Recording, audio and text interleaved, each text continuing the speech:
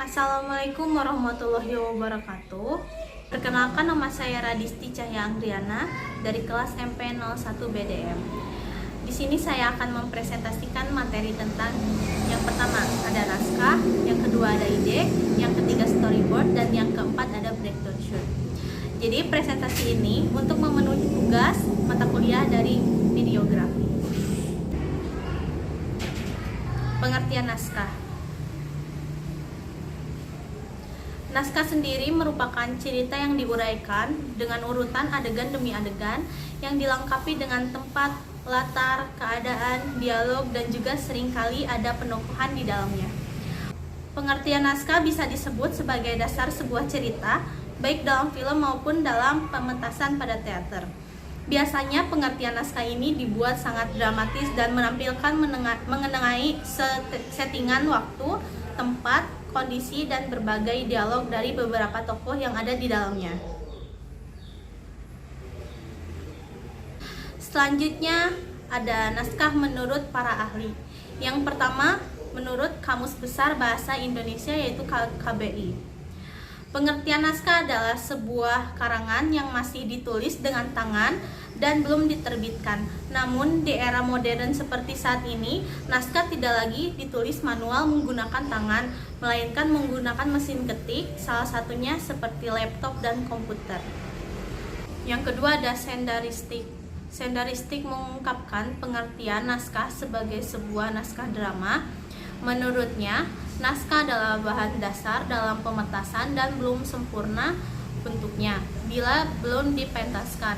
Naskah drama juga sebagai ungkapan pernyataan penulis atau playwright yang memiliki isi mengenai nilai-nilai pengalaman umum. Yang ketiga ada Berit. Berit mengungkapkan pendapatnya bahwa pengertian naskah adalah naskah drama yang merupakan tulisan tangan yang menyimpan berbagai ungkapan, pikiran, dan perasaan dari hasil budaya di masa lampau. Yang keempat ada Moulton.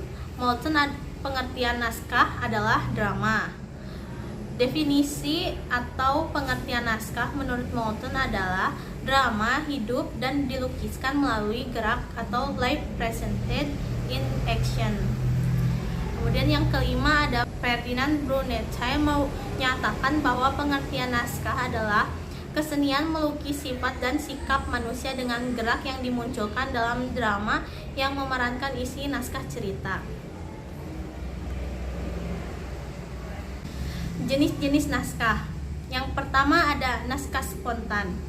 Naskah spontan adalah naskah yang dikirimkan penulis kepada penerbit untuk kemudian dapat dipertimbangkan apakah naskah tersebut bisa terbit atau tidak.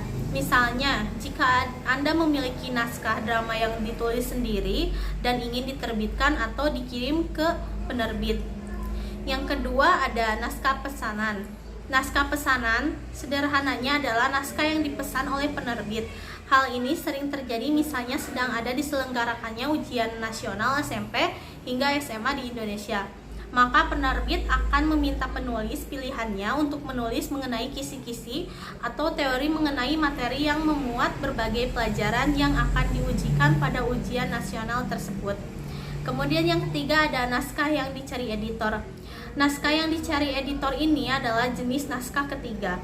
Pengertian naskah yang dicari editor ini maksudnya naskah yang dibutuhkan editor sehingga editor perlu mencari naskah terbaik untuk diterbitkan. Sifatnya, naskah yang dicari editor ini hampir mirip dengan pengertian naskah pesanan. Bedanya ini dari editor. Yang keempat ada naskah terjemah. Naskah terjemah merupakan naskah yang berasal dari bahasa asing dan perlu diterjemahkan ke dalam bahasa ibu. Biasanya dalam hal ini penerbit meminta penulis atau mencari penulis yang mahir menerjemahkan teks dengan bidang yang linear dengan bidang naskah yang diterjemahkan. Dalam naskah ini terdapat dua jenis, yaitu naskah yang sudah bebas hak cipta dan juga naskah yang masih terikat hak cipta. Yang kelima ada naskah sayembara. Pengertian naskah sayembara adalah naskah yang dicari melalui proses sayembara atau bahasa kekiniannya adalah lomba dan ajang menulis. Sayembara ini biasanya dibuat oleh penerbit untuk mendapatkan penulis-penulis baru. Tentunya saja ada ketentuan dan juga tata tertib yang harus dipatuhi penulis yang ingin naskahnya lolos. Yang keenam ada naskah kerjasama. Naskah kerjasama adalah naskah yang diterbitkan atas dasar persetujuan atau kerjasama yang dijalin penerbit dengan lembaga atau institusi atau instansi tersebut. Biasanya instansi tersebut akan memberikan naskahnya kepada penerbit untuk diterbitkan. Baik, selanjutnya ada tata cara penulisan naskah. Yang pertama ada menentukan tema. Penulisan harus terlebih dahulu menentukan tema atau ide apa yang akan dipilih sebagai dasar atau landasan menulis naskah. Biasanya tema atau ide ini berangkat dari satu topik sederhana dan singkat, yaitu mengenai kekerasan. Kemudian penulis akan melakukan tahap selanjutnya untuk menulis naskah dengan tema kekerasan. Yang kedua ada menetapkan premis.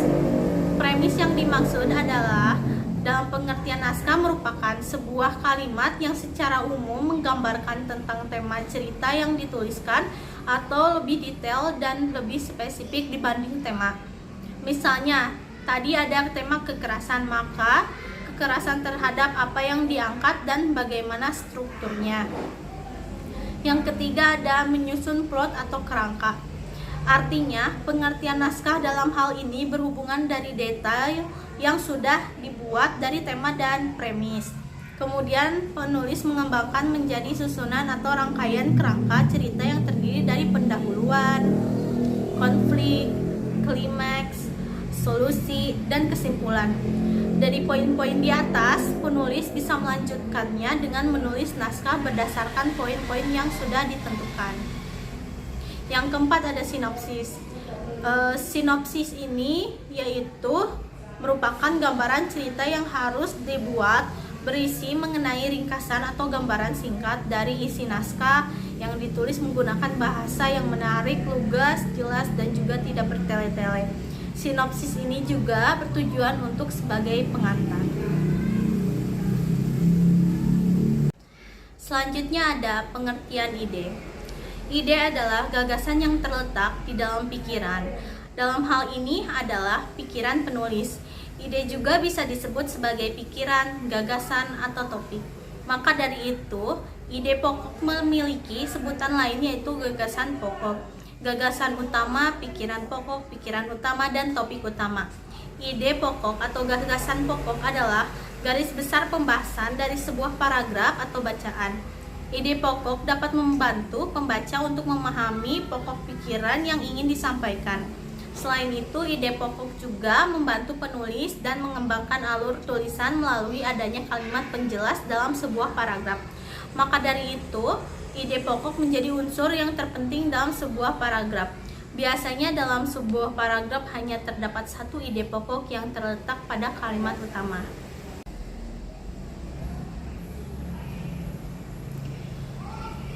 Ciri-ciri ide pokok. Bagaimana cara menentukan ide pokok paragraf? Pada umumnya, menentukan ide pokok dalam paragraf dapat dilakukan dengan mudah melalui ciri-cirinya. Adapun ciri-ciri dari ide pokok adalah yang pertama, mengandung pokok persoalan atau inti permasalahan. Yang kedua, ada inti permasalahan disebutkan secara eksplisit pada kalimat umum atau utama. Yang ketiga, ada memiliki pernyataan penjelas atau pendukung. Yang keempat ada pernyataan pendukung disebutkan dalam kalimat khusus atau penjelas. Baik, untuk materi selanjutnya yaitu ada storyboard. Pada proses produksi konten seperti video, film, komik, ataupun media lainnya yang memerlukan perancangan adegan, terdapat langkah penting yang sebaiknya dilakukan antara terciptanya sebuah ide dan proses produksi itu sendiri. Langkah tersebut ialah menyusun storyboard. Apa itu storyboard? Kalau kamu pernah melihat sketsa gambar yang disusun secara berurutan, itulah storyboard. Storyboard umumnya disusun pada tahap awal pembuatan. video dan digunakan sebagai perencangan dalam pembuatan film atau video, salah satunya yaitu video marketing. Beberapa sumber storyboard. Lalu terdapat beberapa pengertian storyboard dari berbagai sumber. Yang pertama dilansir dari Masters Class. Storyboard adalah garis besar visual dari sebuah film, baik itu film pendek atau film panjang atau animasi. Storyboard adalah bagian penting dari proses praproduksi dan terdiri dari serangkaian gambar yang menunjukkan semua yang akan terjadi di karyamu yang sudah jadi. Yang kedua ada merujuk ke studio binder. Storyboard adalah tata letak grafis yang mengurutkan ilustrasi dan gambar dengan tujuan menceritakan sebuah cerita secara visual. Storyboard digunakan untuk mengkomunikasikan bagaimana sebuah adegan akan diambil dan sering digunakan untuk film, televisi, animasi, iklan, atau media interaktif. Dari pengertian tersebut dapat dikatakan bahwa storyboard adalah sebuah papan cerita berupa rangkaian sketsa gambar yang disusun secara berurutan sesuai dengan alur cerita yang menggambarkan perubahan penting dari adegan dan saksi dalam pengambilan gambar. Dengan storyboard, seseorang kreator dapat menyampaikan pesan atau ide dengan lebih mudah. Sejarah storyboard dan tujuan pembuatan storyboard. Dilihat dari sejarahnya, pembuatan storyboard dimulai pada tahun 1930 oleh studio Walt Disney, di mana buku komik mulai berkembang hingga sampai saat ini. Storyboard dapat dimanfaatkan dalam berbagai industri seperti industri perfilman, bisnis, maupun edukasi. Sebelum membahas tujuan yang membuat storyboard, kamu perlu mengetahui fungsi dari storyboard juga. Tujuan membuat storyboard dan kapan perlu menggunakannya. Beberapa fungsi storyboard adalah untuk menggambarkan alur cerita mulai dari awal hingga akhir, merencanakan proses pengambilan gambar agar lebih terstruktur sehingga pedoman mulai dari produksi proses hingga proses pengeditan, sehingga prosesnya lebih mudah dan hasilnya sesuai, dan berperan besar dalam proses pembuatan audio visual seperti video, animasi, atau film. Dirangkum dari Max Monroe, tujuan dari pembuatan storyboard adalah sebagai berikut. Yang pertama, sebagai sebuah panduan bagi sutradara, produser, penulis cerita, hingga kameramen, hingga penata cahaya. Yang kedua, sebagai alat untuk mengkomunikasikan dan memvisualisasikan ide atau gagasan. Yang ketiga, mempermudah orang lain untuk memahami alur dan isi dari cerita yang ingin disampaikan. Untuk menjelaskan proses pergantian, perpindahan setiap frame atau elemen, serta berperan dengan pengaturan waktu atau timing pada setiap sequence. Yang terakhir ada untuk memudahkan dan mempercepat proses pembuatan video atau animasi, baik itu berdurasi maupun panjang. Selanjutnya ada cara membuat storyboard. Setelah kamu memiliki ide atau gagasan untuk sebuah video marketing, langkah selanjutnya yang perlu kamu lakukan adalah mengembangkan storyboard. Langkah-langkah untuk membuat storyboard adalah sebagai berikut. Yang pertama, membuat timeline. Struktur adalah hal utama dalam pembuatan storyboard. Langkah pertama, buatlah urutan kejadian atau cerita di video kamu. Kamu bisa menggunakan urutan untuk memulai dari pembuka, rumusan, masalah, solusi, dan yang terakhir adalah call to action. Yang kedua, menentukan scan utama. Tentukan dan tekankan poin-poin penting dalam video kamu. Biasanya yang terpenting dalam suatu video adalah pesan yang ingin kamu sampaikan kepada penonton. Pesan ini berkaitan dengan tujuanmu membuat video tersebut. Pada intinya, tentukan bagian mana yang dinilai mampu mengikat penonton dan mendorong mereka untuk mengambil tindakan nyata. Yang ketiga ada menambahkan detail pada setiap scan. Kamu perlu menentukan pendekatan seperti apa yang ingin kamu pakai. Pendekatan yang sederhana fokus pada animasi atau yang lain. Usahakan agar penonton mudah untuk menangkap pesan yang ingin kamu sampaikan. Yang keempat ada naskah atau skrip video. Naskah dalam video dapat berbentuk dialog, pengisi suara, atau juga bisa kombinasi keduanya. Skrip yang kamu buat harus memuat semua kata yang diucapkan di video. Dalam setiap kotak adegan, kamu perlu menuliskan skripnya masing-masing. Yang kelima ada memilih alat atau tools untuk membuat storyboard. Storyboard bisa kamu buat secara manual maupun menggunakan alat atau tools yang sudah tersedia. Jika kamu memilih membuat storyboard secara manual, kamu membutuhkan pena, spidol, pensil warna, dan kertas. Sedangkan apabila kamu memilih menggunakan alat bantu, kamu bisa menggunakannya beberapa opsi seperti Microsoft PowerPoint atau Google Slides, Adobe Illustration dan Adobe InDesign, Adobe Photoshop Sketch, Amazon Storyteller, dan Storyboarder, Canva, Plot, Words, atau Storyboard Pro. Yang keenam ada membuat sketsa. Di fase ini, kamu akan menggambar karakter dan latar belakang yang kamu gunakan. Kamu tidak harus cakap dalam menggambar, karena sekarang ini banyak tools yang mendukung menyertakan gambar orang dilengkapi ekspresi, gaya, dan latar belakang yang menunjang. Yang ketujuh ada memberikan catatan detail pada setiap adegan. Kamu perlu menambahkan catatan untuk orang yang akan mengerjakan video. Catatan tersebut dapat berupa pencahayaan yang diinginkan dan sudut pandang kamera. Yang kedelapan, lakukan tahap pengujian dan revisi. Sebelum video dirilis, kamu dapat melakukan beberapa tahap review dan revisi. Hal ini dilakukan agar video yang diproduksi nantinya adalah versi final dan sesuai dengan yang diharapkan. Selanjutnya ada 3 contoh storyboard. Yang pertama ada industri film dan hiburan. Bisa dilihat fotonya atau gambarnya seperti yang ada di PPT.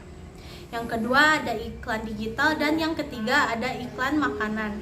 Yang sama juga gambarnya ada di PPT yang bisa dilihat seperti ini. Selanjutnya ada pengertian breakdown shoot.